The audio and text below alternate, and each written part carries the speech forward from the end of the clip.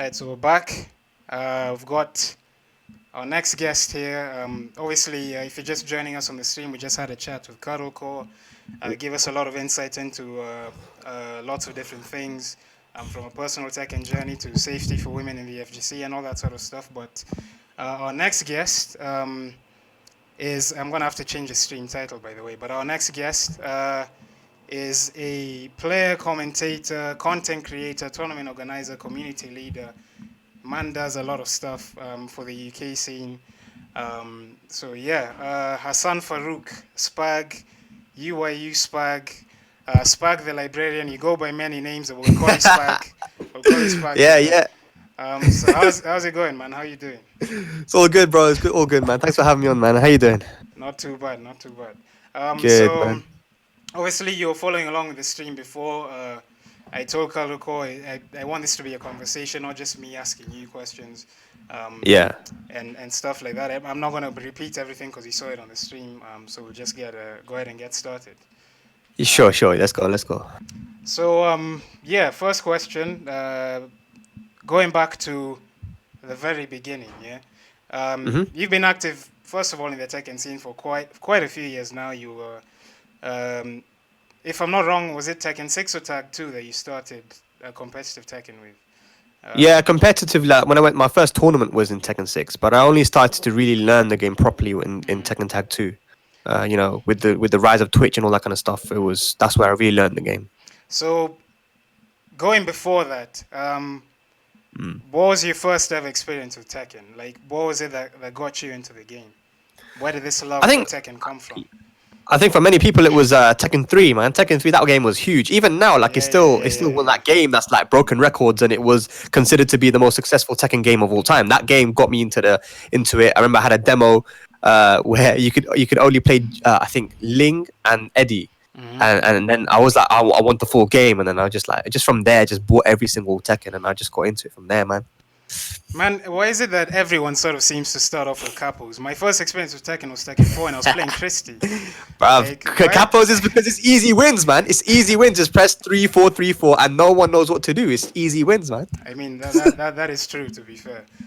Yeah. So, so obviously you got into the game, you started playing it casually and stuff. What drove you to start going into the competitive side of things? First of all, as a player, what was it that made you start going to tournaments and stuff like that? It's like one of those things. When you start off as a casual, everyone thinks they're the best. You know, when you're the only one playing in your house, you beat your friends, you beat your family, and it's like, yeah, I'm the best. When you go to a tournament, that really opens your eyes. That was my experience in Tekken 6. So when I went to a tournament, I was like, yes, I'm ready. I got my slippery kick combos. I'm done. I'm ready. I went to a tournament and I went 0-6. Like, this was a round robin tournament back in. I went 0-6 and I was like, shit, man, I suck at this game. So from there, and I'm quite competitive in general, and I was a lot more competitive back then as well. So I hate losing. I was like, I need to learn the game because I don't want to lose like that again, and I want to beat the shit out of all these people I lost to. So I went home and I started to learn stuff, and I heard the word frames thrown out a lot. So I was like, hey, what the hell are these frames? Let's learn this stuff, man. So yeah, that's how it started. All right, nice. It is true. Like everyone mashes 3 and 4 with capos, and they think they're the dog's bollocks and stuff like that. Yeah. You go to a tournament, you get your ass beat, and you're like, actually, I'm trash at this game. I need to learn. I know, yeah. So, as I understand, you're initially active mostly as a competitor, but now you're more active behind the scenes. You do commentary. You help out with organizing tournaments. You've been a huge advocate for the Pakistani Tekken community and helping those guys.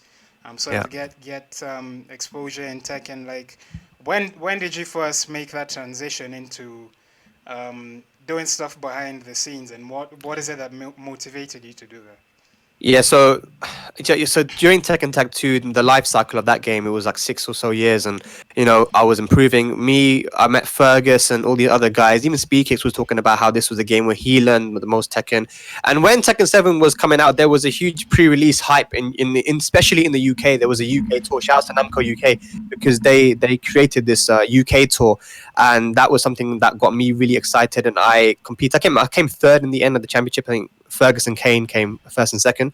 But I was like, you know what? I really want to compete in Tekken 7, and I want to show that I'm the best in Europe, or one of the best in Europe, and I'm going to beat everyone. I was really motivated. But then versus fighting 2017, it was the first master event of the World Tour in. I think it was the first master event of the World Tour, and I got someone called, his name is Jamai, came up to me. He's part of Unequal Media, who stream master events, and he came up to me and he said, "Hey man, we've got an offer for you. You know, we've seen that you do commentary a lot, and I did fly around a lot of tournaments in Europe for Tag 2, and I commentated because there were no other commentators. So he said, I've seen that you've done a lot of commentary. Bubsy's already a commentator as well. He commentated the UK tour pre-release. So he said, we need another commentator. Are you interested in the job? You know, we'll fly you around Europe and you can do this and that. And it was a hard decision for me to make because on one hand, I wanted to compete and I felt comfortable in my reactions and my matchup knowledge and just in overall fundamentals that I could compete. But I thought to myself, could I do more for the community as a commentator? Or could I do more as a competitor? And I thought to myself there and then at Versus Fighting, I think I'll make the decision to go as a commentator because my boy Bubsy's doing it. Me and him can commentate really well. You know, that's my boy. And of course, you know, as a commentator, I feel like there isn't many. Especially at that point, I'm telling you, nobody knew any Europeans prior World Tour. So I thought to myself, hey, if I can build up myself and I can probably end up in a situation where I can do stuff for the community. And I don't regret my decision. I think that it was the right call. I thought, yeah, it's probably the right call to go as a commentator. Yeah, I can relate to that as well because obviously the stuff we do with Tekken 254, me and my colleagues, is when we started, there was nothing going on with tournaments in Kenya and stuff like that. So we just decided to take matters into our own hands and start organizing tournaments and doing commentary and all that stuff. So it's something I can relate to, and I'm actually learning a lot from you right now, like speaking to you about this stuff. So. That's awesome, dude. Like honestly, like Ken, I've been seeing pictures of the scene and the community and these videos as well. I've been seeing. That's awesome. Like I didn't know so many people played Tekken and Ken. That's got me really excited, man. Nice, man. It's got me really excited. Yeah. So a few years ago, you started a team called CKT, Cool Kids Table. Yeah. You had members like Fergus, Jackpot Dante, and all these other guys. Yeah. But recently we haven't really heard anything from CKT. What's been going on with that recently is obviously you're with UYU now. Fergus went and joined the UYU and now he's with Accelerate Gaming. Like, what's been going on with CKT? Damn, CKT, we're going back now, boy. Yeah, CKT. So here's the thing, right? Back then there was no sponsors. The Tekken Tag 2 was a very competitive game. I loved it. A lot of other people loved it. But to watch and to play, I guess as viewers to view the game, it was really long and the rounds were long and it was kind of boring for a lot of people, right? But so there wasn't a lot of attention towards the game. But we saw that these people that were sponsored, and there were very few people that had like little prefixes and stuff. And we thought, hey, we don't even need to be sponsored to have that prefix. Let's just make a group. We all talk to each other anyway. Me, Fergus, like you said, Icebeam, Jack Pondante, Adam, all these guys in Europe that are really strong players online. And we thought, look, we're strong. If we can meet up and go to a tournament, I reckon we can beat all these offline players because back then, you know, we've been seeing a lot of online players come out and destroy people. They exist in America and in Europe. So now there isn't much disrespect given to online players. But online players back in Tag 2, early Tag 2, Tekken 6, they said if you only play online, you're shit. And we wanted to prove that was wrong. So we made this group called CKT, the Cool Kids Table. And you know, it was meant to be a bit of a joke, but you know, so many people started to gravitate towards it. We had members in America, we had members in Australia, all sorts, man. We had a lot of players, and you know, we got these T-shirts made, sent all over the world. People wanted to be part of it because they knew what it stood for. It stands for these people. There's just the community. Do you know what I mean? Yeah. And outside of just playing, we also supported a lot of tournaments as well, like Ultimate Tournament. We basically had a good 10 people at most European majors, which was quite big for Tag 2. You know, it puts money into the organizer's pocket. It makes them have more, you know, recognition as a tournament. And, you know, that's how we started, man. I invited all the guys to my house. It was the first time a lot of us went to tournament. It was actually Fergus's first tournament internationally when he came to my house and we went to Manchester, where he came second, I think. So, you know, that's how CKT started. We haven't seen a lot about CKT recently because now we have the support. We've got a lot of people who are interested in Tekken that are supporting the players. But who knows, man? Maybe he'll come back in the future. So basically, it's kind of served its purpose at this point. Like you wanted to grow the scene with CKT, and now Yeah, the scene's growing at an alarming rate. Like yeah. tournaments are getting bigger and bigger every year for Tekken 7 and stuff like For that. So, for sure. One of the things that I really wanted to do back in Tag 2 was to bridge the gap between America and Europe, and I still feel that hasn't happened yet.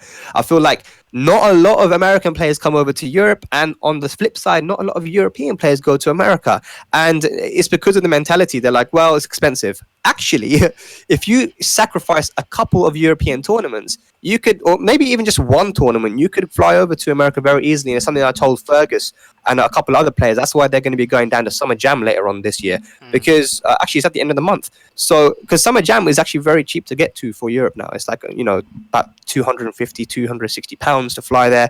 It's not a lot. And when I tell a lot of people, they're like, what the hell, really, is that cheap? So, and I also told Joey, I said to Joey a couple years ago, hey man, come down to Europe, because if you come down, you'll be able to link a couple tournaments together. And domestic travel in Europe is really cheap. All you got to do is pay for that initial flight, and New York to UK is very cheap, man. So mm. he came down as well. So I'm just trying to bridge that gap. I want more Americans in Europe. I want more Europeans in America as well. And obviously now we're talking about. Obviously now you're trying to support people in other scenes again. We're talking about Yes. like Peru versus Pakistan 5v5 now, and Mm, we're trying to get all you guys to come to the motherland, come to Africa. You know what I mean? of course, See, man. catch a Tekken over here. So it's really encouraging. Like it's nice to see, like Yeah. people from all over the world like sort of come up and do their thing. You know what I mean? Well, like I said before, when I thought to myself, what can I do as a commentator? I reckon I can do more, because if I do get to a position where people know me and people will listen to what I say and are reading my tweets and stuff, then I can start to push out these things like the Africa Tekken scene. I want to learn more about them. I go to people. The reason why I'm so excited about the Kenya scene is because now I can talk to you and say, tell me about your players. I Mm, go to the Indonesian players when they came over to Europe. I talk to them. I say, hey, tell me about your players. I go to the Malaysians. Tell me about your players. Indians. I go to the Indians. Say, hey, I know about Lovely and I know about Tejan, but tell me mm, about more players. And they've told me some names now as well. Of course, with Pakistan, I didn't need to ask. I had Asim. Asim was the guy who came over to UK a long time ago from Pakistan, and he's told me all about them. I knew about Arslan in Tekken Tag 2, and mm, he said to me, if he comes to any tournament, he'll beat all the Koreans. And I didn't believe him. Like, I mean, I believed him, but on the other hand, I'm a bit skeptical. So like, I'm learning about these different scenes because I want to help them. There's no other reason. I want to see the African scene get a lot bigger. Like you talked about Akon earlier with Cuddle, and yeah, yeah, yeah, he used to live in France. I know him. He's yeah. so good, man. I'm so happy with his performance, and I want to see other scenes rise up as well, because the passion is there, and that's the only way that Tekken's going to grow, is if these countries start to rise up and do things. Do things. Yeah, I like that. Yeah, yeah, Um, yeah. so being a part of the UK scene and the larger European scene for several years now, you've seen it go from strength to strength. Like we're seeing players like Super Akuma and Gosain, who you sponsored to go to Fighting Games Challenge earlier this year. We're seeing Yeah. those guys like beat Koreans and beat Japanese players and emerge as some of the best players in the world. You know what I mean? So, Yeah. um, what would you say have been the biggest contributing factors to the EU scene's recent success? Like, what are some of the things that you and others in the community have done to, number one, raise the quality of the players, and two, sort of just generate more interest in the game and grow the scene? The competitive drive has become a lot bigger with the Tekken World Tour. I mean, I can't begin to tell you how much that has helped the European scene, because, like I said, before 2017, before the World Tour, no one knew any of our players. There was a lot of disrespect from people saying, "Hey, your players are not good," because you're Mm, Europe. And it's not just a meme in the FGC; it's a meme in gaming in general. They'll always be like, yeah. "EU, ha, you suck." Da, da, da. And of course, Free that you, don't sit yeah. right. Free you, yeah, yeah. That don't sit right with me, man. So obviously, I was like, okay, cool. But with the Tekken World Tour, now we're seeing the Koreans come down a lot more often. The Japanese, these strong players that come down. And I think the European scene's always been good. Like, if I talk about UK, for example, when you have that one player that it really beats the shit out of you, then that makes you, as a community, become stronger. So Yeah. we had Asim. Asim was probably the best player in Lahore at one point. which is where Arslan's from. At one point in Tekken 6, he was the best, or one of the best anyway. And imagine this guy now comes over, and they was, Arslan was telling me that Pakistan hasn't just been strong in this game; they were stronger back in the older games. So he's come over now, and he came quite a long time ago now, and having him in the UK really helped our scene grow because we had to play against him. If we wanted to win a tournament, you knew Asim's going to be there. We have to beat him, and having him kind of made a lot of other people stronger. And then as a result of that, when Tekken 7 came out, then you had other people in the UK scene that were really strong. Fergus as well was one of them, even though he's Ireland, right? He's just next door.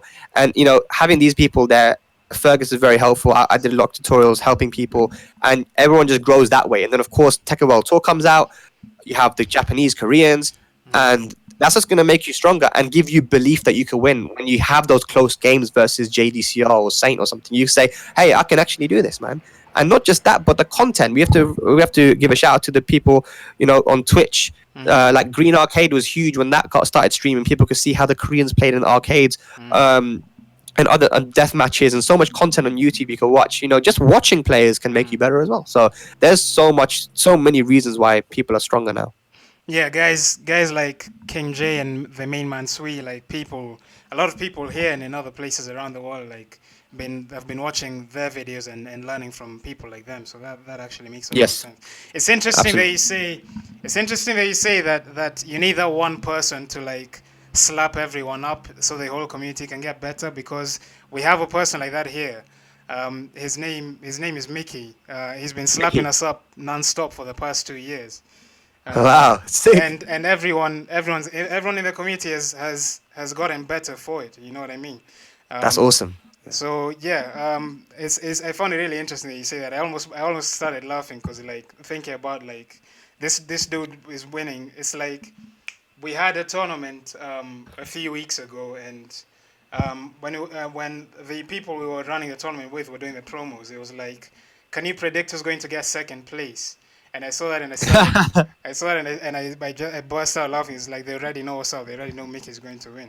I find that really interesting. It's interesting that that's just not the case here, but in other places as well. So that's Just having those people really drives up the entire community as well. It makes you all better, and we have so many people now in the UK specifically that are rising up. You've got like Chicken Maru's one example. He beat so many people, got top 8 in Poland, KWIS, and just such a large variety of play styles and strong players in the UK that can be dangerous against top international competition. So UK is doing really well.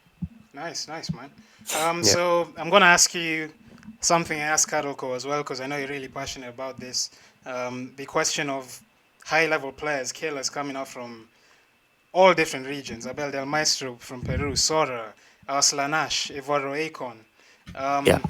What's it been like? I asked Karolko what it was like discovering those styles as a player. What's it been like for you as a commentator, discovering all these different styles? Obviously, as a commentator, you have to be sort of analytical and see the flow of the match and stuff like that. What's it been like getting to see all these new different styles come up?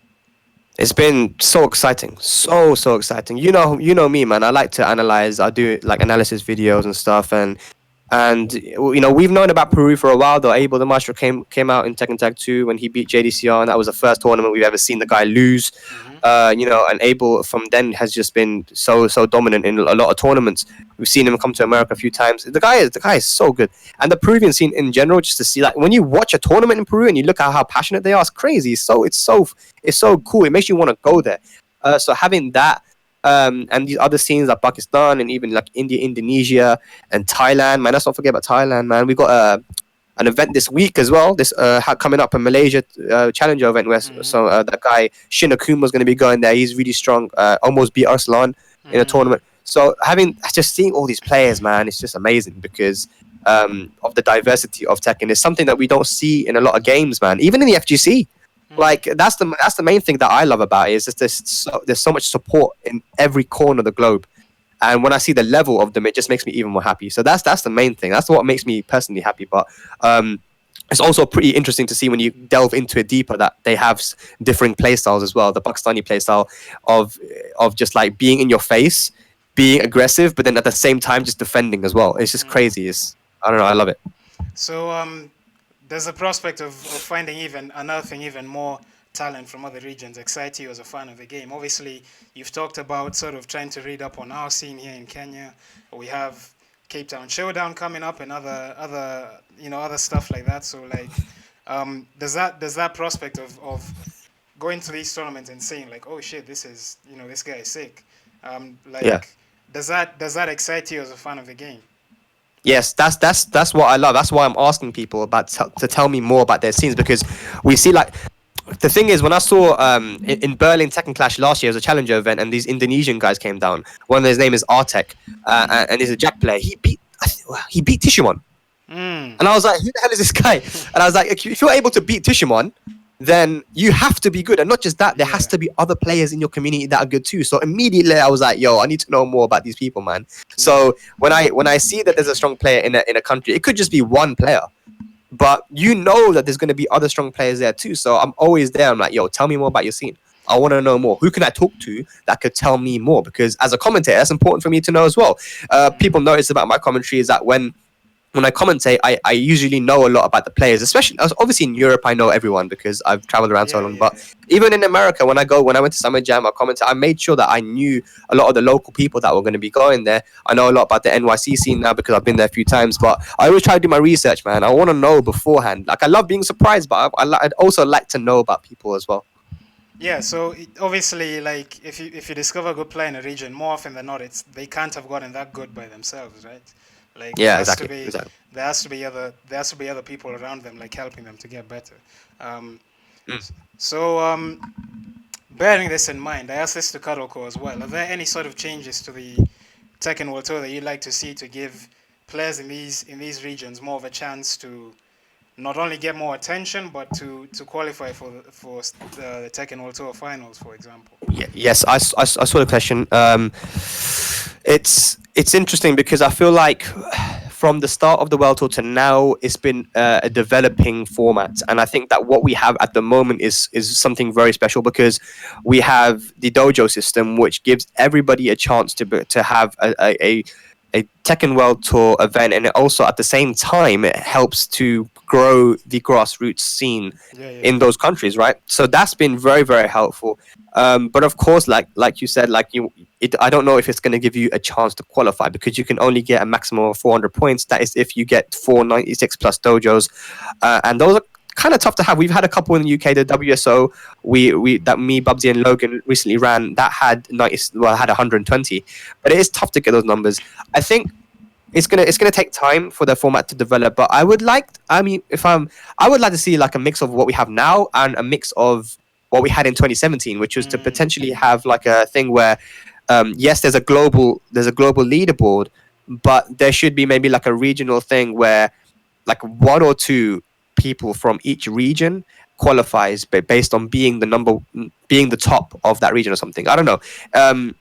It's something that's going to have to take a bit of thinking. But shout outs to Rick, the Hado from USA, because he's the mm, one who came up with the dojo system, and having him behind the scenes and him managing the world tour. I know that he's going to come up with a great answer to this if it comes down to it that we need more representation. Last year we had a global system and we managed to have 4 Europeans, 3 Americans, and the rest were yeah, Asian, yeah, but yeah, we still had some decent representation. But now we got to, in 2019, we now need to think about Pakistan. We need to start thinking about India yeah, and yeah, yeah. and Africa and stuff.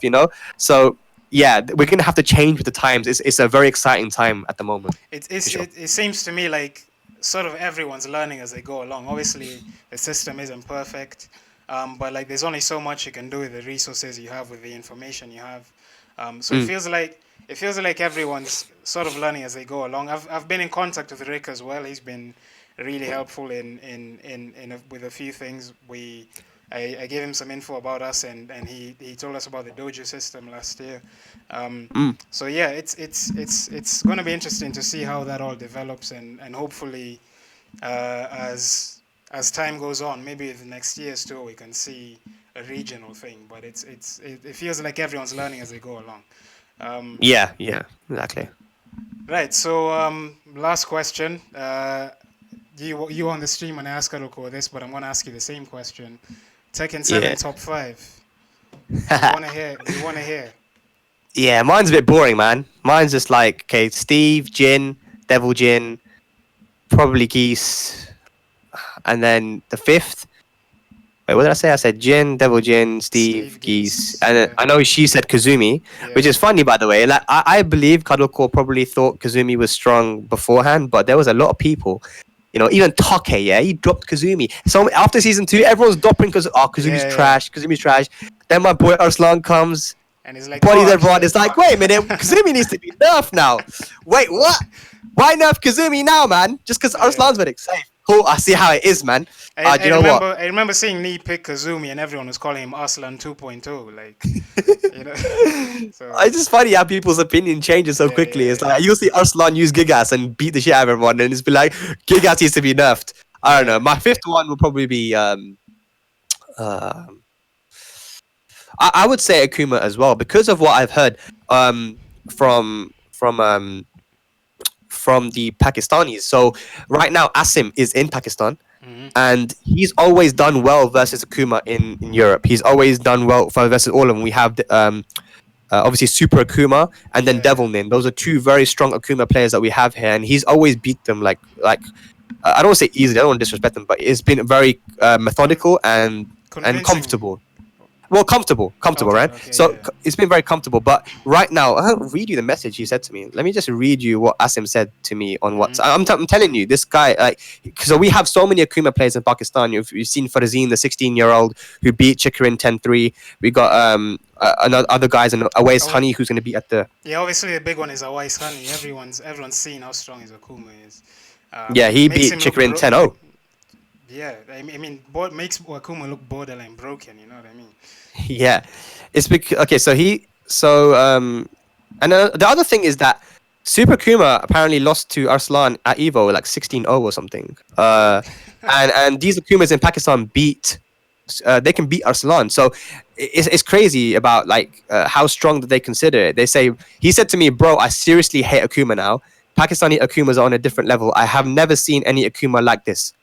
And he said they have so many Akumas here. And he goes, oh, he's Jesus. gonna call me and tell me everything. So that's what he said. He goes that we have, and I know how good he is. He always jabs demon flip, even when he gets hit. He always knows how to jab. He knows where the space, punishment, everything. Mm. But he goes, I got my ass kicked. So I would say Akuma is really strong because even he was saying, the Pakistanis consider him to be borderline broken at the moment with the damage, and then all it takes is one down two with punish, and you're dead. So yeah, I agree with Cuddle there as well. I think top 5 Akuma, and I That's really expect a nerf as well. Yeah, that's really interesting because like this time last year, everyone thought Akuma was low tier, and now it's like this Yeah, dude needs to be nerfed. What you were saying before, basically. yeah, Um, for sure. so yeah, man, that's gonna be it. Thank you so much again for taking the time. I know a lot of guys in the chat have appreciated. There was a lot of hype from our community to see these interviews with you and Karoko. That's awesome, man. Because of all the knowledge, we knew you were going to give us with these interviews. So, again, thank you so much for being here and for taking time out of your day to chat with us. As always, if you ever have any questions for me or anyone else in our community about Kenyan Tekken, African Tekken, whatever it is, you can, you Nah, have. already, man. No, thanks for having me. But yeah, I'm gonna be asking you questions, boy. So I might as well just say now. I just want to know like how regularly you guys meet up, and then tell me who your top players are. Like what happens, what's the results between them. I just want to know like not and if you know any other stuff about other African countries as well. I'm really really interested to learn more about the African For Tekken sure, scene. man. You have me on Discord now. You can reach out to me on Twitter and stuff like that. So, Yeah, for sure, we can get something set up. I can tell you whatever you need to know. Um, sick. so yeah, thanks again, Spag. Thanks to everyone in the stream for joining and checking out the interviews. We'll be putting these up on YouTube for anyone who missed them. And yeah, that's gonna be it. So thanks again, Spag, and that's gonna be it. So I will catch you Cheers, guys man. later. Thank you.